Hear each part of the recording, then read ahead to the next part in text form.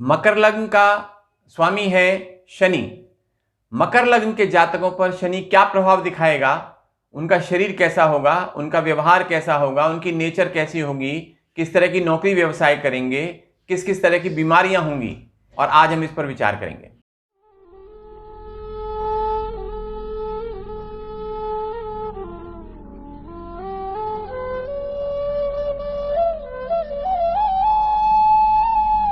Hello friends, आप देख रहे हैं दिव्य एस्ट्रो वर्ल्ड और मैं हूं उमाकांत पाराशर। आज हम बात करेंगे मकर लग्न की। मकर लग्न व्यक्ति की जब होती है जब कुंडली के प्रथम स्थान में मकर राशि बैठी होती है। मकर राशि क्रमशः देखें तो 10वीं राशि है।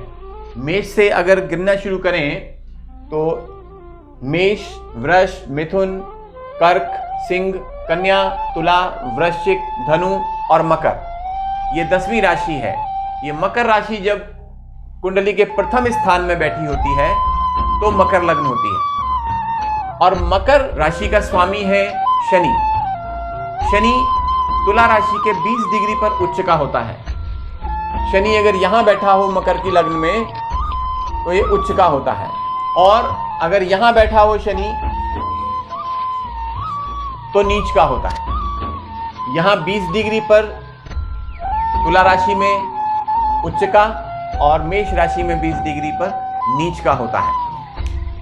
ऐसे जातक जिनकी मकर लग्न है उनका शरीर का नीचे का जो हिस्सा है वो थोड़ा दुर्बल होता है, दुबला पतला होता है, और ऐसे लोगों की वात और कफ प्रकृति होती है, यानी गैस बनती है ऐसे लोगों को, और ऐसे लोगों को कफ भी होता है। तो और उनको बीमारियां भी कफ रिलेटेड होती हैं, कफ से बनने वाली बीमारियां और वायु से बनने वाली बीमारियां उनको होती हैं। लेकिन ऐसे लोग उत्साही बहुत होते हैं। शनि जो है ना एक संघर्ष का प्रतीक है, तो शनि के प्रभाव वाले लोग बड़े उत्साही होते हैं, बड़े परिश्रमी होते हैं, लेकिन बदला लेने में तत्पर होते हैं। शनि चूंकि पाप ग्रह भी है और क्रूर ग्रह भी है, तो ऐसे लोग बदला लेने में बड़े तत्पर होते हैं और बड़े शक्की होते हैं। हर बात पे, हर व्यक्ति पे शक करते हैं, और नीच प्रकृति के लोग होते हैं, नीच कर्म करने वाले होते हैं, खराब कर्म करने वाले होते हैं, लेकिन वैसे डरपोक होते हैं और अहंकारी भी होते हैं। खुले तौर पर विचार प्रकट चाहे किसी को दुखी क्यों ना हो, यानी ऐसे लोग अपनी बात को कह देंगे, उससे चाहे किसी को दुख हो, नहीं हो, नुकसान हो, फायदा हो, उन्हें कहने से मतलब, ऐसे लोगों का ये रहता है। और अपने जो सबऑर्डिनेट्स होते हैं, अपने जो अंडर काम करने वाले होते हैं या जो उन पे डिपेंडेंट होते हैं, उन पे बड़ा रौब झाड़ते हैं और उनसे काम करवाने में माहिर होते हैं और बड़ा मतलब निकालने वाले होते हैं। अपना मतलब निकलना चाहिए, बस दुनिया जाए भाड़ में, हमें क्या पड़ी। तो ऐसे लोग मतलब निकालने वाले होते हैं और ठगने में बड़ा एक्सपर्टाइज होता है इनका। ऐसा नहीं कि सब मकर लग्न वाले ठग होते हैं, नहीं, लेकिन जितने ठग मिलेंगे ठगी करने वाले, उसमें काफी लोग ऐसे मिल जाएंगे जो शनि के प्रभाव क्षेत्र में होंगे, यानी मकर लग्न के होंगे। और जितने भी इनके मित्र मंडली है, रिश्तेदार हैं, उसमें कोशिश रहती है कि वो सबसे आगे रहें, हेड बने, उनके मुखिया बने, उनके लीडर बने, उनमें अपनी लीडरी चलाएं और अपना नाम हो। उनका नाम करने के लिए बड़ी मेहनत करते हैं, बड़ा प्रयत्नशील रहते हैं हर जगह कि उनका कैसे भी नाम हो जाए। और ऐसे लोग लेकिन स्त्री से दुखी रहते हैं, अपनी वाइफ से, स्त्री पक्ष से, ससुराल से, उनसे थोड़ा सा दुखी रहते हैं। लेकिन थोड़ा दान करने वाले होते हैं लोग, दान दक्षिणा में जरा थोड़ा विश्वास रहता है इनका। लेकिन मकर लग्न की अगर कन्या हो, स्त्री हो, तो बड़ी धार्मिक होती है। उल्टा है एकदम, पुरुषों का अलग है, स्त्रियों का अलग है। तो स्त्री होती है तो बड़ी धार्मिक होती है, सत्य प्रिया, यानी सत्य बोलने वाली होती है, सत्य को अच्छा लगता है उनको, और विचारशीला, बड़े हर चीज को विचार करके करना, और मितव्ययी होती हैं, कम खर्च करने वाली होती है, फालतू खर्च करने वाली, लुटाने वाली नहीं होती हैं। और ऐसे स्त्रियों के, कन्याओं के शत्रु नहीं हुआ करते हैं, सबसे बना के सबसे अच्छे से रखते हैं, और उनकी बड़ी ख्याति होती है, उनका बड़ा मान सम्मान होता है, नाम होता है, अच्छी इमेज होती है उनकी, और उनके पुत्र भी होते हैं कई। तो ये कन्या के बारे में है। ये शनि जो है लग्नेश है, यहाँ ये शनि लग्नेश 7वें, 8वें, 9वें, 12वें भाव में शुभ होता है। यानी मकर लग्न की कुंडली में शनि यहां पर शुभ होगा, यहां पर शुभ होगा, इसमें 7वें, 8वें, 9वें, 12वें।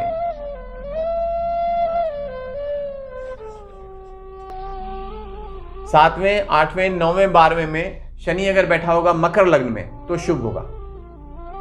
और अगर पहले, चौथे, 5वें, 6ठे भाव में होगा, यानी शनि अगर यहां बैठा होगा, यहां बैठा होगा, यहां बैठा होगा या यहां बैठा होगा तो अशुभ होगा। पहले, चौथे, 5वें, 6ठे भाव में यहां पर बहुत अच्छा फल नहीं देता है। लेकिन शनि वैसे इन जनरल देखा जाए तो 6ठे भाव में और 3रे भाव में अच्छा फल देता है। लेकिन मकर लग्न की कुंडली में थोड़ा सा ये इसमें फर्क है।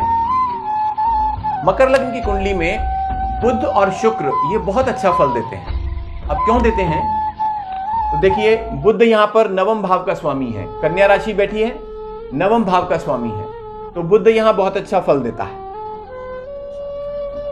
और शनि 10वें भाव में तुला राशि बैठी है, तो शुक्र इसका स्वामी है।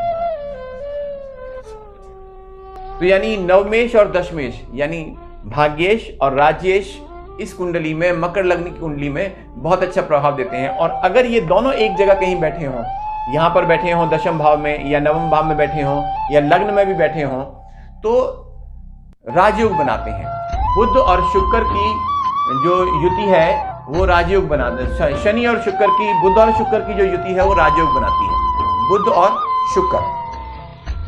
और ये एक साथ बैठे होंगे तो भी, स्थान परिवर्तन करेंगे तो भी, और एक दूसरे पर दृष्टि होगी तो भी। यहां पर मंगल, बृहस्पति और शनि ये अच्छे नहीं होते हैं, इस कुंडली में अशुभ होते हैं। कौन कौन से ग्रह? मंगल, बृहस्पति और शनि। तो देखते हैं मंगल कहाँ का स्वामी है, तो मंगल 4थे स्थान का स्वामी है और 11वें स्थान का स्वामी है। और बृहस्पति 12वें स्थान का स्वामी है। 12वें स्थान का स्वामी कोई बहुत अच्छा प्रभाव नहीं देता है। तो मंगल, बृहस्पति और शनि, शनि इसमें अच्छा प्रभाव नहीं देता है, क्योंकि शनि यहां 2य भाव का स्वामी भी है, इस कारण से अच्छा प्रभाव नहीं देता है। और शनि को लेकिन मार्क 2रे स्थान का स्वामी है, द्वितीयेश है, तो मार्केश भी होता है द्वितीयेश। लेकिन यहां पर मार्केश नहीं होता, उसको मृत्यु का कारण नहीं बनता है शनि। मार्कत्व तो प्राप्त है लेकिन मार्केश नहीं होता है।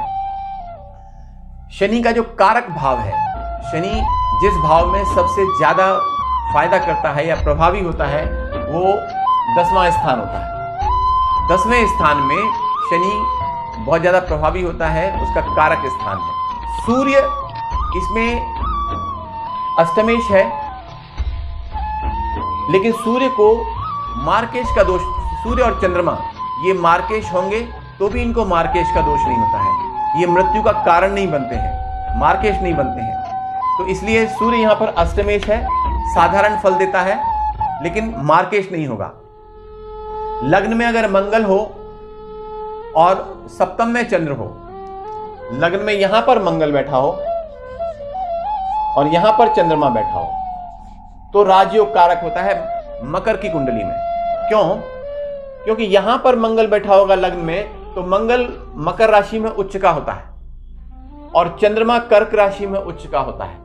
यानी मकर लग्न में अगर मंगल लग्न में बैठा हो और चंद्रमा सप्तम में बैठा हो, तो दोनों ग्रह उच्च के बैठे हैं, मंगल भी और चंद्र भी, तो ये राजयोग बना देते हैं। ठीक है, तो ये दोनों अगर सप्तम में और इसमें बैठे होंगे तो राजयोग कारक होंगे और बहुत अच्छा प्रभाव देंगे। बुध अष्टम में बैठा हो, बुध यहां पर बैठा हो और बृहस्पति लग्न में बैठा हो और उस पर शुक्र की दृष्टि हो, बृहस्पति यहां बैठा हो और उस पर शुक्र की दृष्टि हो, मान लो शुक्र यहां बैठा है, तो बुध अष्टम में, बृहस्पति लग्न में, शुक्र की दृष्टि, तो व्यक्ति के पास पैसा नहीं होता, दरिद्र होता है, लेकिन स्वास्थ्य उसका ठीक रहता है। फिर ध्यान देंगे, बुध अष्टम में, बृहस्पति लग्न में और शुक्र की उसके ऊपर दृष्टि, तो व्यक्ति दरिद्र होता है, उसके पास पैसा नहीं होता है। शनि के जो मित्र हैं वह है राहु, बुध और शुक्र। राहु, बुध और शुक्र इसके मित्र हैं और सूर्य, चंद्र और मंगल इसके शनि होते हैं और केतु और गुरु इसके सम हैं, न मित्र हैं न शत्रु हैं। ऐसे लोग जो होते हैं मकर लग्न वाले, वो शनि ग्रह के प्रभाव के कारण उनमें चर्म रोग बहुत होते हैं। चर्म रोग होते हैं और इनको चित्त विक्षिप्त रोग यानी मेंटल डिस्टर्बेंसेस बहुत रहते हैं। जोड़ों में दर्द बहुत रहता है। ऐसे लोगों के दांत झड़ने लगते हैं और ऐसे लोगों को सर्दी से बचना चाहिए।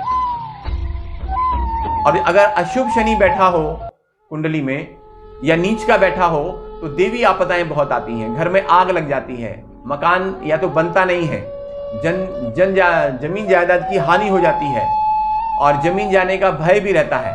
परिवार के किसी सदस्य की मृत्यु हो जाती है, धन की हानि हो जाती है। तो ऐसे लोगों को शनि के दुष्प्रभावों से बचने के लिए कौवे को दाना डालना चाहिए और रोटी खिलानी चाहिए, तो फिर धन वृद्धि होगी। और शनि से संबंधित चीज़ों का दान करना चाहिए, जैसे तिल है, तिल का तेल है, लोहा है, माता पिता और गुरुओं की सेवा करना है, ये सब करना चाहिए। भैरव की उपासना करनी चाहिए। शनि के लिए कुछ टोटके भी हैं। सरसों के तेल में लोहे की कील डालकर ब्राह्मणों को दान कर दें, शनि का व्रत रखें और तेल का दीपक जलाएं सुबह और शाम, और तेल का पराठा बनाकर मीठी वस्तु रखकर गाय को खिलाएं। महाकाली की उपासना करें, नारियल चढ़ाएं, उड़द की दाल खाएं, लोहे का छल्ला अनामिका उंगली में पहने और पीपल की जड़ में तेल चढ़ाएं। शनि की शांति के लिए शनि का मंत्र है ओम प्रांग प्रींग प्रौंग सह शनिश्चराय नमः। एक बार फिर सुनेंगे, ओम प्रांग प्रींग प्रौंग सह शनिश्चराय नमः। तो ये हुआ मकर लग्न के बारे में। अब है आज की वास्तु टिप। आज की वास्तु टिप में हम देखेंगे कि घर का दरवाजा किधर हो और किधर का लेवल ऊंचा हो, किधर का लेवल नीचा हो। तो मैंने पहले भी बताया था कि ईस्ट साइड से और नॉर्थ साइड से पॉजिटिव एनर्जी आती है, यानी पूरब से और उत्तर से पॉजिटिव एनर्जी आती है। इसलिए घर का दरवाजा, मेन गेट या तो पूरब की तरफ होना चाहिए या उत्तर की तरफ होना चाहिए।